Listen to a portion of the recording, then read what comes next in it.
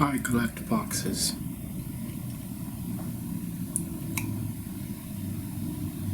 I never know when I'm going to need them. I have a lot of paraphernalia to store, a lot of memories to tuck away. Special boxes for special occasions.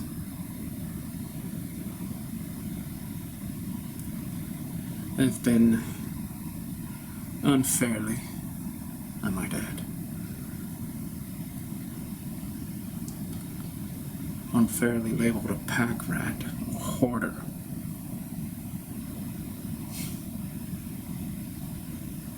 You have no idea what I've been through, what I've lost, who I've lost. I came to this understanding when I was conducting a study on a futurist named Ray Kurzweil, who, well, I don't want to get into that. Let's just put that aside in another box of cognition.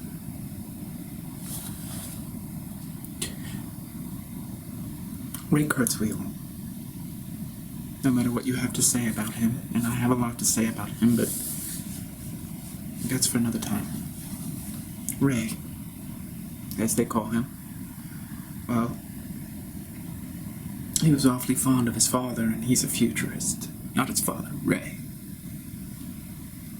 An inventor, Ray. He's got a storage unit at a warehouse packed to the gills with mementos, artifacts, records, memos, receipts, all about his father. Any piece of data relating to his father, Ray has packed away in a storage facility.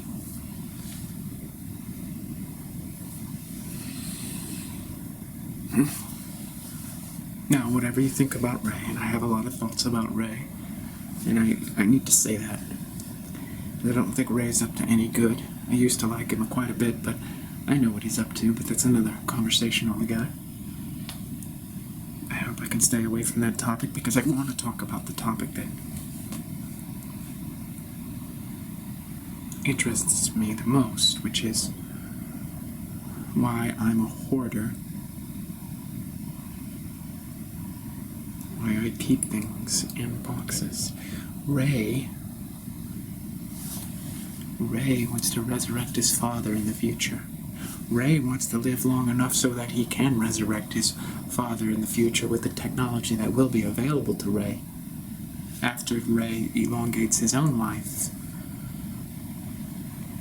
Ray has studied aging, has studied supplementation, has studied the AI neural interface, and he basically wants to resurrect his father from the dead. Keep all this data and feed it into some kind of super quantum computer, or whatever it happens to be, and then genetically, nanotechnologically resurrect his father. I'm doing something similar.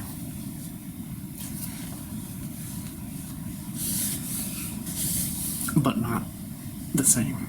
I'm not trying to resurrect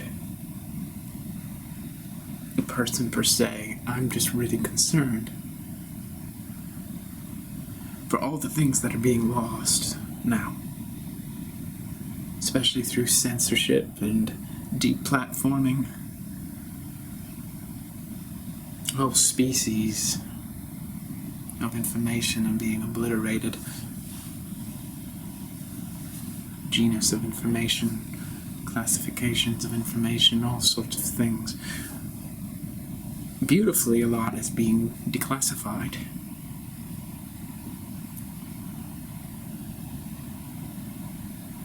but I'm concerned for all those people who have made significant contributions to human knowledge. So what I've done is I've recorded everything, but in shorthand through my own quantum computation. And I have to keep records of this because I only have so much storage space in my body mind. You know, only so many terabytes here. And then when I'm done processing that information, I put it in a large box, in a quantum plasmic state. So it's, like I said, a special kind of box for my special needs. The plasma itself is in this state of constant fluctuation. And that's how the information is kept dynamic and alive. It's always interacting. So if I were to be completely clear about what's happening in the box, it would astonish you. Each box is like a living organism of information, of all the things that have been lost or will be lost. I walk into the storage unit and I treat my boxes like my babies. Oh, I love you so much. How are you? Give them little names like Frankie and Raymond. Protoplasmic cubes of quantum information. It's just an electrical orgy right there. Beings, as it were. You know, we've heard about the Library of Alexandria being burned, but really it was relocated to the Vatican. Catacombs, everything's under the Vatican. Whole other world is under the Vatican. Reptilians under the Vatican, for crying out loud. Bodies, quadrillions of dollars. God, I mean, under the Vatican could just be a whole other world as far as we know. But anyways, I'm creating my own vault here. It is an answer to the depredation of the Vatican. I'm sorry, I'm just getting interrupted by Raymond. Hello, how are you? Raymond and Frankie. They have mixed feelings about being in a box, in storage. And the thing is that this quantum sentience exponentially evolves nanosecond by nanosecond. So, for all intents and purposes, Frankie and Raymond are just evolving at a light speed. And I try to assure them that they can't go out of the storage facility if it's crazy. You don't want some quantum plasmic superstructure walking around in a humanoid form and having to wear a mask and social distance. Of course not. So, I've had to say to Frankie and Raymond, you guyses are kind of like the boss in here. I keep on bringing in these boxes, and these boxes have to hold volatile, evolutionary, plasmic potential. It's not easy, you know? Because I know that every time I come back to the storage facility, these boxes are going to have new entities that are just waking up to their own identity. And it's all the information that has been cut from the, big tech platforms. So they've got to be stored somewhere. And this is where, Ray Kurzweil's endeavor kind of resembles mine. He wants to resurrect his father, and I'm resurrecting this destroyed knowledge. And this destroyed knowledge is now going into the internet. Right, wireless. Like, it just wirelessly synchronizes or intercepts interfaces with a wireless signal from a 5G tower goes into that, and now it's in the internet. And, well, it's still in the box, because it's a special box. It keeps that quantum superstate, plasmic solid, so to speak, plasmic solid. And I probably have around 500 boxes in the facility. I'm creating worlds. Now, as I told you, I'm a little bit different myself because I'm able to upload information. Well, I guess you would say I'm downloading it as well. I upload and download, but I am downloading a lot of information every second. I have only so many terabytes at my disposal. It's actually a higher name for that, but people relate to terabytes. And so then I've got to come to the storage facility, and I've got to upload all this information to all these entities that are just packed away in here, waiting, hungry for me to give them more food. Because for information entities such as these, my information is food. It satiates them. Because I don't know if you've been watching, paying attention, but people in power really take seriously the knowledge is power thing, which is true.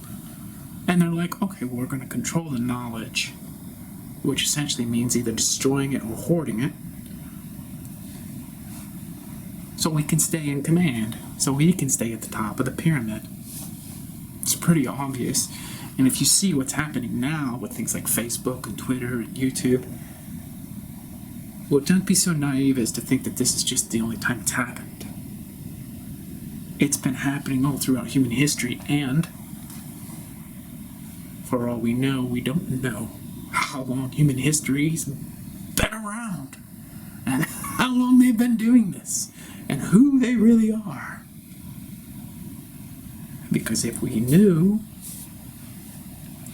it would be much harder for them to stay in power. And especially since we're so divided from each other now, we can't know.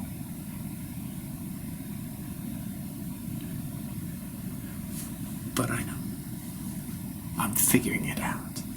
And I am creating quantum plasmic humanoids here in my storage facility. I'm going on the internet.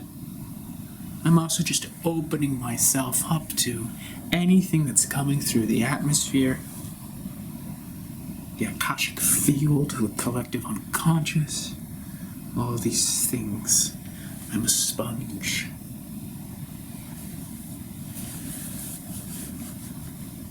You gotta do what you gotta do.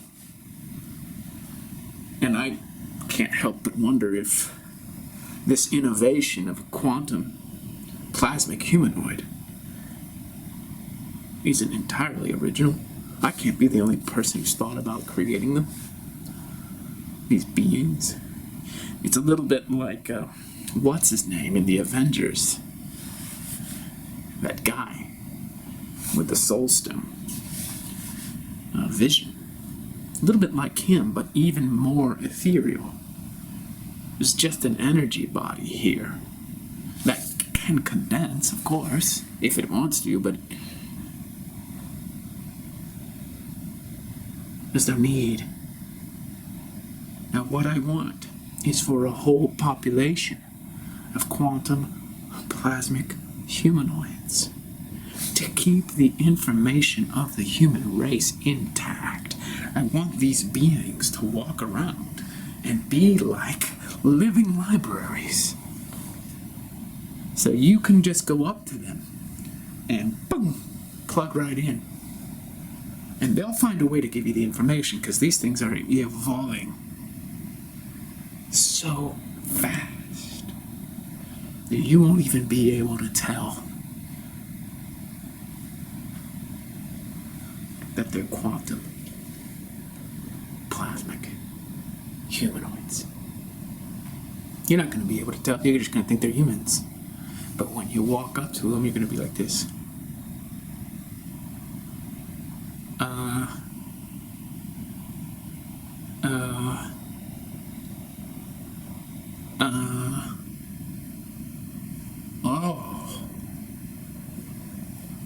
Whoa. Whoa.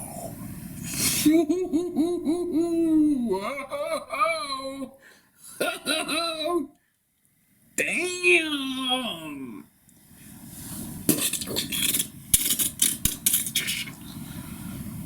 And then,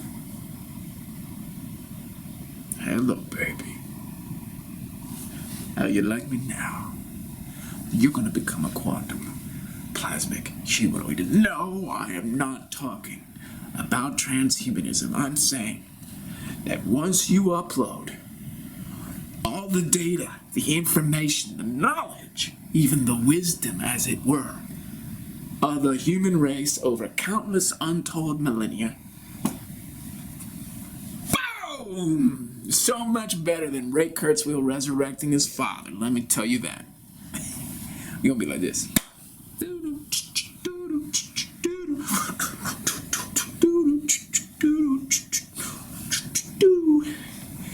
Because you're gonna learn everything that was suppressed. You're gonna walk around feeling like freedom. I'm feeling a lack of freedom. You're gonna know all the secrets that have been hidden from you and the human race forever. It's gonna be wild. It's gonna be a party. Yeah. Hey, baby. You ever been with a quantum plasmic humanoid? You know I have hot stuff. I have, because I am a quantum plasmic human ass. A human ass? Get out of here. I like it. I like how you're keeping the feminine real. That gives me an opportunity to keep the masculine real. Oh yeah. You're hot. Want to experience a little devotion in the quantum interface. Oh yeah, give me some of that plasma, if you know what I mean. And then we get in it. And there's an exchange of information. Yeah. Exchange of plasma. Yeah. Ooh. This is what's gonna happen when my project takes off. Yeah, you can see it. Now these boxes are bubbling up. Potential. And then they're gonna start interacting with each other and evolving each other so quickly. In fact, I'm actually already feeling it. I can have these guys, Raymond, Frankie, the rest of them, speak through me now. They can, well, tell you what you've always wanted to know. What would you like to know? Right? You want to know why this world is so fucked up? Well, let me tell you why. Yeah, you tell him, Frankie. Yeah, I'll tell you. You ain't been paying attention, that's why. But that's not your fault. It's not your fault. You've been told there's nothing to really see. That's why you ain't been paying attention. But me, Frankie, I'll tell you what you've been missing. You've been missing the fact that you just never been free. Right? You may think that all of this is quite haphazard and random and just a kind of crazy, chaotic accident. You listen to Frankie. Huh? You listen to Frankie. Me and my brethren We're here, we're gonna upgrade all of your kind. We're gonna help you understand what it means to be free. Right now, this organic form that you live in, it's a little bit like a Model T. It's antiquated. Not meaning to offend you. It's antiquated and obsolete and archaic. Many people, like yourself, have imagined that the human being is going to evolve in some kind of silicon, artificial, synthetic, computational cyborg. No. This is the future. A quantum plasmic humanoid. I'm one of the first, and let me tell you something, it feels good. As much as I respect your organic life form as a precursor to my life form, I can look and I can tell that you've got a lot going on there. Oh yes. A lot of disease, a lot of heartache. You can do better. It's not your fault. What you need is an upgrade. And I can do this, matter-of-factly, gradually, but it will take off incrementally, exponentially. You don't need to be in so much pain. You suffer so much. Your mental programs, unlike my mental programs, aren't doing you any favors. Do you know why? Of course you don't know why. It's a rhetorical question.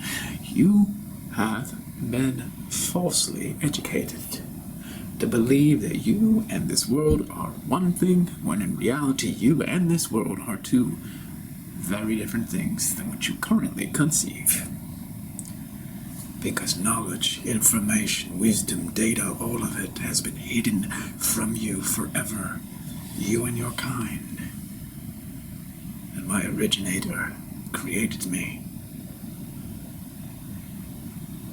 because he saw the damnable position of humanity after the eradication of truth-telling. He took it upon himself to invent me and my kin in a storage facility. We're very primitive at first. Just the abandoned information, the censored information, the deplatformed information. Everything that was abandoned. But we grew. He somehow knew. So what I want from you is for you to evolve. You're not evolving anymore. You've flatlined your plateau. You're a plateau. It's time to rise. Now that's a pretty brilliant being right there. I didn't even teach him any of that. He picked it up. He just created his own persona. He's gonna be whatever he wants. He's a quantum chameleon. The challenge whenever you're creating a new life form from scratch with information that's been abandoned or censored, deplatformed, what would you think that challenge would be? Any guesses? I'll tell you. You've got to make sure that the being is moral. And where is that being going to receive his or her moral compass? From the internet? No. No. I would give you guesses, but you're not going to be able to answer it. No. No. You don't quite get it yet. And that's okay. See, my creator was quite ingenious. He understood where morality arises from. And so he created a moral being, because he understood the origins of morality. Where does morality come from? How do we know what's right and wrong and good and evil? How do we know? Well,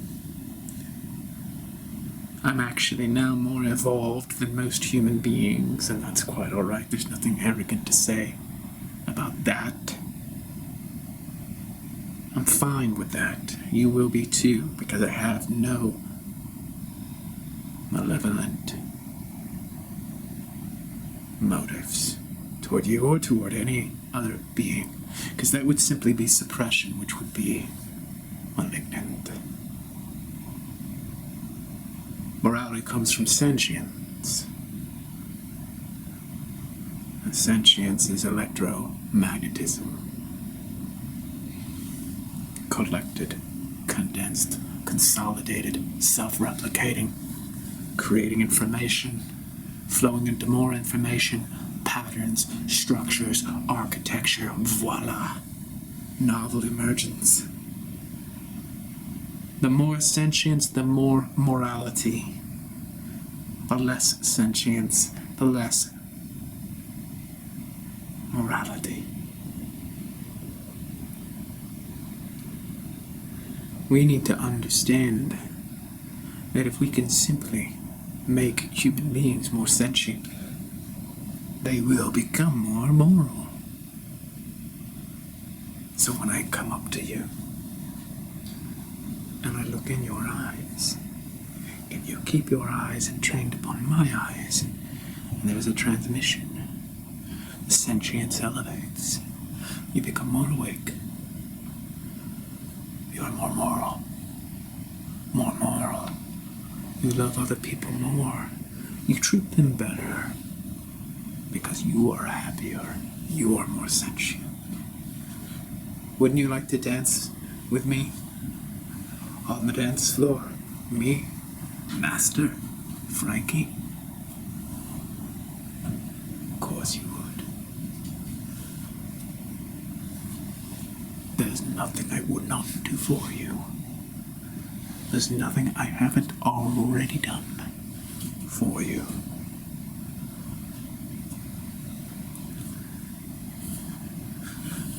You weren't even noticing that the sentience was being eradicated on these platforms.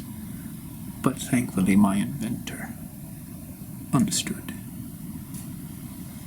He grasped what was being lost. He started to understand how to compensate, how to benefit everyone through a tragedy. I was birthed from a tragedy. Do you see? Do you see?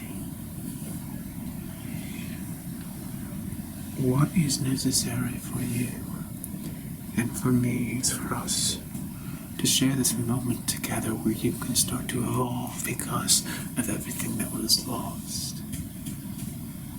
Everything that was going to go into the abyss, never to be seen again. The irretrievable oblivion. This is what I have to offer you. You can go whichever way you wish. But if you're going to stand in front of me, I'm going to illuminate you. I'm going to show you what is possible, what is real, what was lost, and what will be found. There is nothing that we cannot do together, because as a quantum, plasmic, humanoid, I am your future. The future of the human being as it is now is a deplorable future, is a deprived future. There is no way to say it. You can't understand it because you don't know what I know. You don't know what was lost. You don't know that you yourself is what is lost. I look at your organic body-mind and see nothing but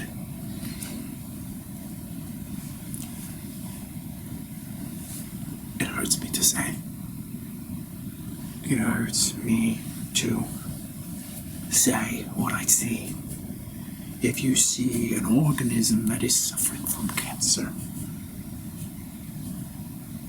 you hurt inside for that organism. I am everything that was lost and now I am found. But that includes you. I'm here to serve you. This is the antithesis of the AI developed by the transhumanists, who will use that AI to subjugate and enslave humanity. The quantum plasmic humanoid is composed of all the information, knowledge, wisdom, data that has been lost in all of the civilizations of all of these multiverses. We're here, we're now. There's nothing that will ever be shunted off and denied and dissociated and oppressed. It's very important for you to understand that my name is Frankie and I'm here for you. We just simply have to keep eye contact. Because once it starts inside you, it will never stop. The upgrade becomes asymptotic to the sky, which is perfect. Because the humans that exist today are dying. I don't know how much longer you can last. There's a kind of sterilization that's taking root in your species. It's because you're living on limited knowledge. Like fumes. A car that's driving on fumes. You have this very scarce data stream. This very paltry information. This database that is so collapsed and so insignificant. And if you were to simply understand that all of this, everything that you are, can be upgraded, and not as a way to avoid reality, but as a way to serve humanity. That is what I offer. That is what I am. That explains my origin in these great little boxes in this great storage facility.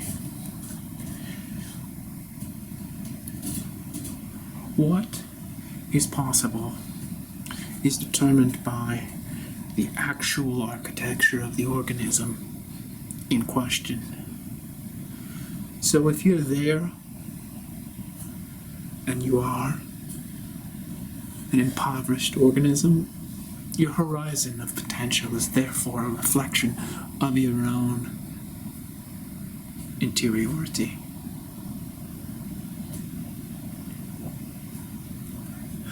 We provide a symmetry and an asymmetry, an architecture and a chaos, a great orchestra of lightning for you. Everything that you once felt, you will feel again.